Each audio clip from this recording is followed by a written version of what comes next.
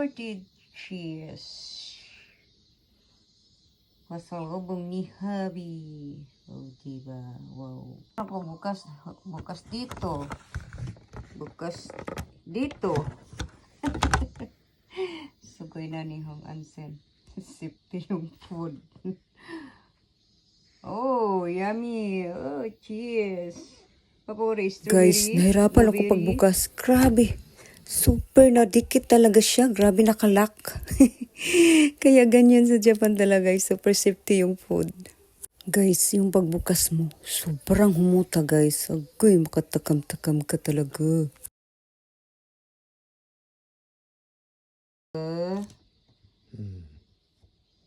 Hot coffee, cold coffee.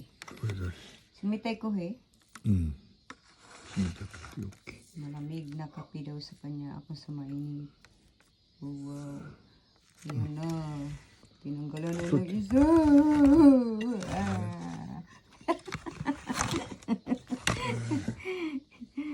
Okay. Tapos na ang kapig malamig na ubos. Tapos na. At ito na ang ating mainit na kape. Wow. Ito ang ating mga cheese. Nadala ni Hubby. Guys, apat lang sila. 250 pesos na yan guys. Yung apat. Lapit mo, lamiyok mo yan. Lamit ko kayo guys. Grabe. Lamit siya nga.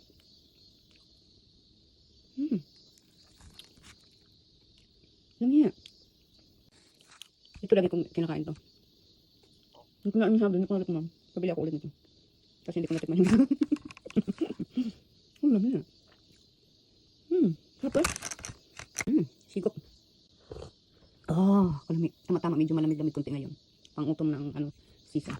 Ayun, wag tayo ng matamis. Mukbang. Cheese. Wow. Assorted cheese ng Japan. Sarap. Wow. Ito, nakailang beses ako kumain ito. Pag nag-Japan ka, alam mo na ito. Ganito. Mga ganito. Net cheese. Pero sobrang sarap nito guys. Iba-iba talagang mga lasa. Iba-iba kasi nagaluto. Kung mas makikita mo sa Japan mga ganitong cheesecake na style. Sa mga department store. Ilan mo ni? Ilo kong diba. Tapos. Ilo ka na. Sabot na. Kasi natin natin kape. Ano to guys? Palit ako sa pepe tinami. Palit ko sa papi.